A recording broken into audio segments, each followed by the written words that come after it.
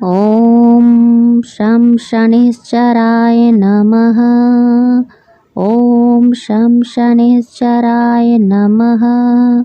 नमस्कार दोस्तों, आप सभी का स्वागत है धर्म ज्ञान के मार्ग में। भक्तों, शनिदेव कर्म फल दाता हैं। वो किसी के साथ अन्याय नहीं करते। शनिदेव की यदि आप पर कृपा हो जाए तो व्यक्ति को अपार धन, संपत्ति, मान सम्मान और हर क्षेत्र से सफलता मिलती है। तो भक्तों, यदि आप लोग शनिदेव की कथा सुनते हैं या पढ़ते हैं तो आपको शनि की साढ़े साती, शनि की ढैया और जितने भी कष्ट हैं उससे बहुत जल्द मुक्ति मिल जाती है और हमें धन, वैभव, सुख, शांति की प्राप्ति होती है। यदि कोई जातक शनि ग्रह से परेशान है, शनि की साढ़े साती चल रही है या ढैया चल रहा है या घर में ज़्यादा कलह हो रहा है तो आप लोग शनिवार का व्रत रखें। और यदि व्रत किसी कारणवश ना रख पाएँ फिर भी आप सुबह स्नान करने के बाद कथा पढ़ें या फिर आप अपने मोबाइल पर कथा को सुनें। केवल सुनने मात्र से ही परेशानियों का अंत होगा और घर में खुशहाली जरूर आएगी। तो चलिए शनिदेव की संपूर्ण कथा आरती के साथ श्रवण करते हैं। तो प्रेम से बोलिए शनिदेव महाराज की जय। एक समय में स्वर्गलोक में सबसे बड़ा कौन के प्रश्न पर 9 ग्रहों के वाद विवाद हो गया। निर्णय के लिए सभी देवता देवराज इंद्र के पास पहुंचे और बोले, हे राजन, आपको निर्णय करना होगा कि हमसे सबसे बड़ा कौन है। देवताओं का प्रश्न सुन इंद्र उलझन में पड़ गए। फिर उन्होंने सभी को पृथ्वी लोक में राजा विक्रमादित्य के पास चलने का सुझाव दिया। सभी ग्रह भूलोक राजा विक्रमादित्य के दरबार में पहुंचे। जब ग्रहों ने अपना प्रश्न राजा विक्रमादित्य से पूछा तो वह भी कुछ देर के लिए परेशान हो उठे, क्योंकि सभी ग्रह अपनी अपनी शक्तियों के कारण महान थे। किसी को भी छोटा या बड़ा कह देने से उनके क्रोध के प्रकोप से भयंकर हानि पहुंच सकती थी। अचानक राजा विक्रमादित्य को एक उपाय सूझा और उन्होंने विभिन्न धातुओं जैसे सोना, चांदी, कांसा, तांबा, सीसा, रंगा, जस्ता, अभ्रक और लोहे के 9 आसन बनवाए। सबसे आगे सोना और सबसे पीछे लोहे का आसन रखा गया। उन्होंने सभी देवताओं को अपने अपने आसन पर बैठने को कहा। उन्होंने कहा, जो जिसका आसन हो ग्रहण करें। जिसका आसन पहले होगा वह सबसे बड़ा तथा जिसका बाद में होगा वह सबसे छोटा होगा। चूंकि लोहे का आसन सबसे पीछे था, इसलिए शनिदेव समझ गए कि राजा ने मुझे सबसे छोटा बना दिया है। इस निर्णय से शनिदेव रुष्ट होकर बोले, हे राजन, तुमने मुझे सबसे पीछे बैठाकर मेरा अपमान किया है। तुम मेरी शक्तियों से परिचित नहीं हो। सूर्य एक राशि पर 1 महीने, चंद्रमा 2 महीने और मंगल 1.5 महीने, बुध और शुक्र 1 महीने, बृहस्पति 13 महीने रहते हैं। लेकिन मैं किसी भी राशि पर 2.5 वर्ष से लेकर 7.5 वर्ष तक रहता हूँ।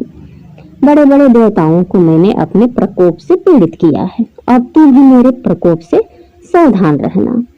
इस पर राजा विक्रमादित्य बोले, जो कुछ भाग्य में होगा देखा जाएगा। इसके बाद अन्य ग्रहों के देवता तो प्रसन्नता के साथ चले गए, परंतु शनिदेव बड़े क्रोध के साथ वहां से विदा हुए।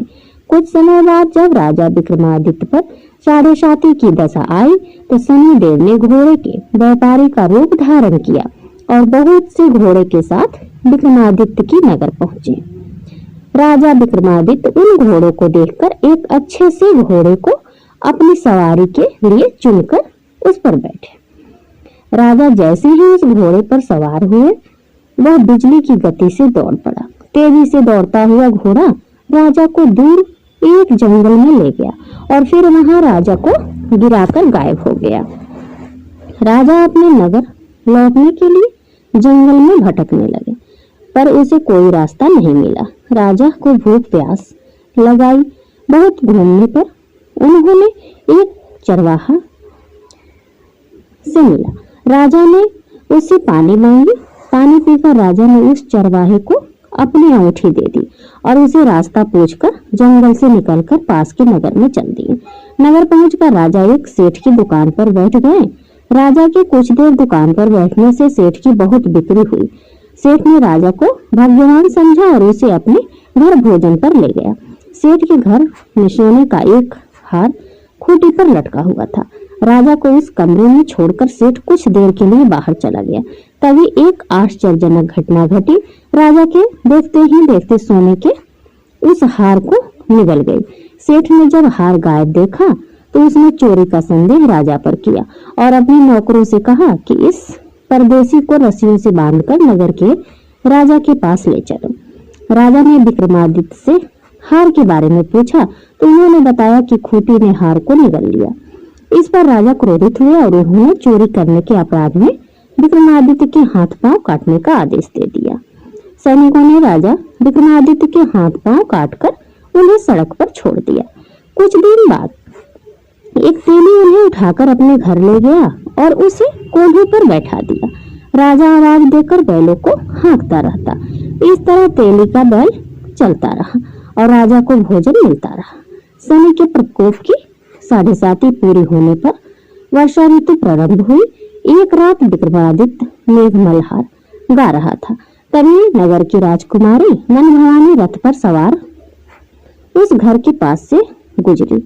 उसने मल्हार सुना तो उसे अच्छा लगा और दासी को भेजकर गाने वाले को बुला लाने को कहा। दासी लौटकर राजकुमारी को अपंग राजा के बारे में सब कुछ बता दिया।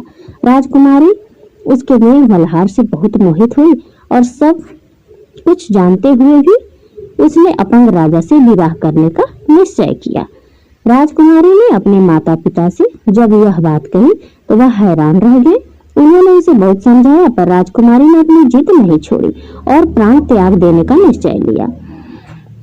आखिरकार राजा रानी को विवश होकर अपंग विक्रमादित्य से राजकुमारी का विवाह करना पड़ा। विवाह के बाद राजा विक्रमादित्य और राजकुमारी तेली के घर में रहने लगे। उसी रात स्वप्न में शनिदेव ने राजा से कहा, राजा तुमने मेरा प्रकोप देख लिया, मैंने तुम्हें अपने अपमान का दंड दिया है। राजा ने शनिदेव से क्षमा करने को कहा और प्रार्थना की, हे शनिदेव आपने जितना दुख मुझे दिया है अन्य किसी को ना देना। शनिदेव ने कहा, राजन मैं तुम्हारी प्रार्थना स्वीकार करता हूँ। जो कोई स्त्री पुरुष मेरी पूजा करेगा, कथा सुनेगा, जो नित्य ही मेरा ध्यान करेगा, चींटियों को आटा खिलाएगा, वह सभी प्रकार के कष्टों से मुक्त होता रहेगा तथा उसके सब मनोरथ पूर्ण होंगे। यह कहकर शनिदेव अंतर्ध्यान हो गए। प्रातःकाल राजा विक्रमादित्य की नींद खुली तो अपने हाथ पांव देखकर राजा को बहुत खुशी हुई। उन्होंने मन ही मन शनिदेव को प्रणाम किया। राजकुमारी भी राजा के हाथ पांव सलामत देखकर आश्चर्य में डूब गई। तब राजा विक्रमादित्य ने अपना परिचय देते हुए शनिदेव के प्रकोप की सारी कहानी सुनाई। इधर सेठ को जब इस बात का पता चला तो दौड़ता हुआ आया और राजा विक्रमादित्य के चरणों में गिरकर क्षमा मांगने लगा। राजा विक्रमादित्य ने उसे क्षमा कर दिया क्योंकि वह जानते थे कि यह सब तो शनिदेव के प्रकोप के कारण हुआ था। सेठ राजा विक्रमादित्य को पुनः अपने घर ले गए और उसे भोजन कराया। भोजन करते समय वहां एक आश्चर्यजनक घटना घटी। सबके देखते देखते उस खूंटी ने हार उगल दिया। सेठ ने अपनी बेटी का विवाह भी राजा के साथ कर दिया और बहुत से स्वर्ण आभूषण धन आदि देकर राजा को विदा किया। राजा विक्रमादित्य राजकुमारी मनभावानी और सेठ की बेटी के साथ अपने नगर वापस पहुंचे तो नगरवासियों ने हर्ष के साथ उनका स्वागत किया। अगले दिन राजा विक्रमादित्य ने पूरे राज्य में घोषणा कराई कि शनिदेव सब ग्रहों में सर्वश्रेष्ठ हैं। प्रत्येक स्त्री पुरुष शनिवार को उनका व्रत करें और व्रत कथा अवश्य सुने। राजा विक्रमादित्य की घोषणा से शनिदेव बहुत प्रसन्न हुए। शनिवार का व्रत करने और व्रत कथा सुनने से शनिदेव की विशेष कृपा साधक पर बनी रहती है। जातक के सभी दुख दूर होते हैं और सभी कष्टों का नाश होता है। बोलिए शनिदेव भगवान की जय। प्राचीन काल की बात है। एक ब्राह्मण को सपने में नीली घोड़ी पर नीले कपड़े पहने एक आदमी दिखाई दिया और बोला, हे ब्राह्मण देवता, मैं तेरे लगूंगा। ब्राह्मण घबराकर उठ गया। अगले दिन यही सपना उसे फिर आया।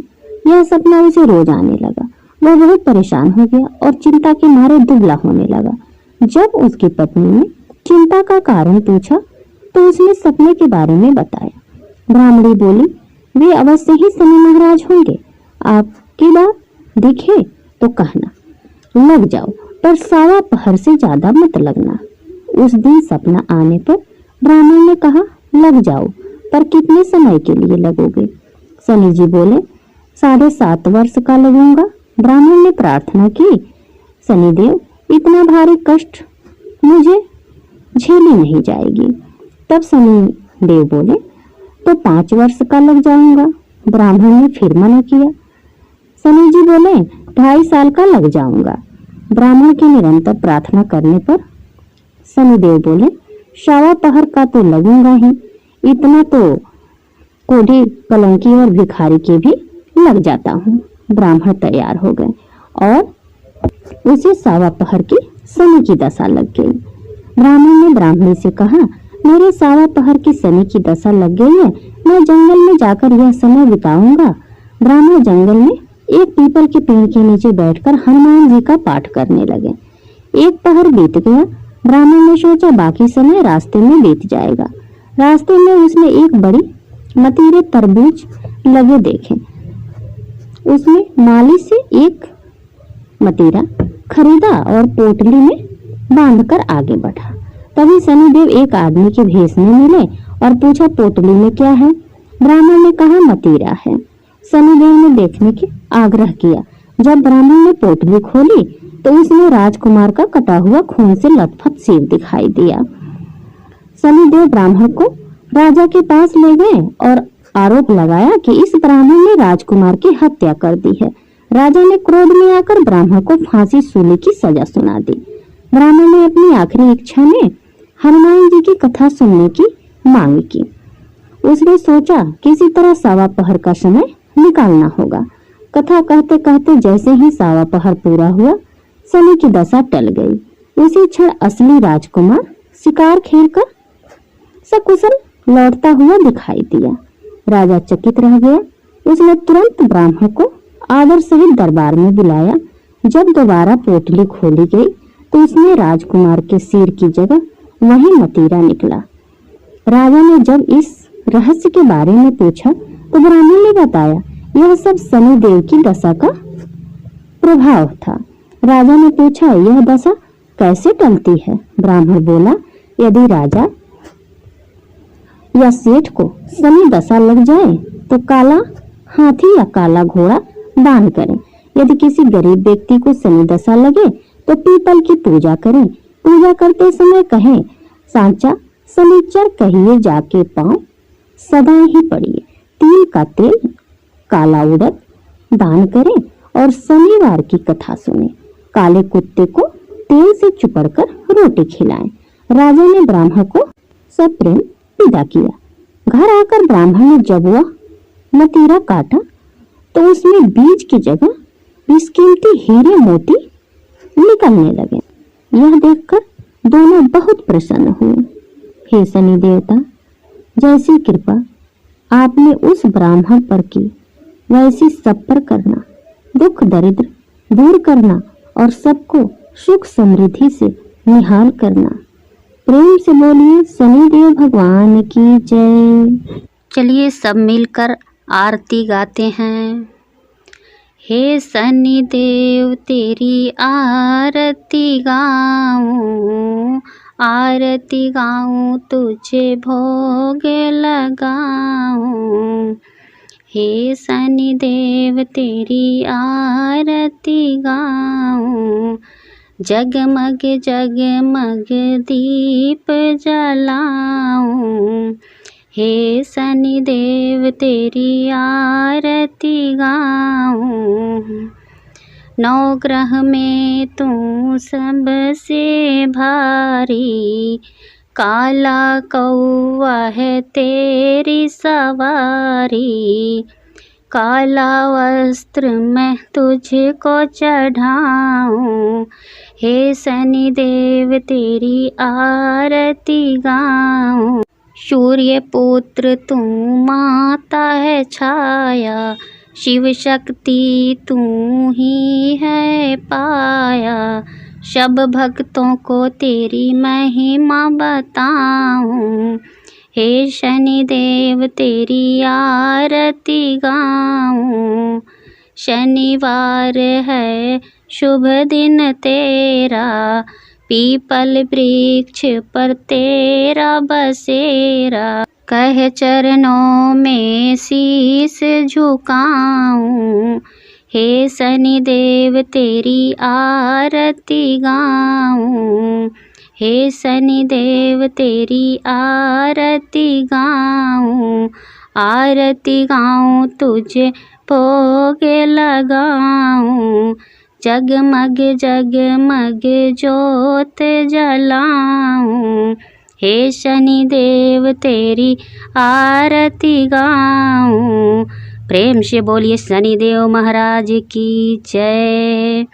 भक्तों, यदि आपको कथा पसंद आए तो ऐसे ही कथा देखने के लिए यदि अभी तक आप लोग चैनल को सब्सक्राइब नहीं किए हैं तो वीडियो को लाइक और चैनल को सब्सक्राइब कर साथ ही साथ कमेंट बॉक्स में जय शनिदेव जरूर लिखिएगा इनकी कृपा पाने के लिए। तो फिर मिलती हूँ अगले कथा के साथ, तब तक के लिए धन्यवाद।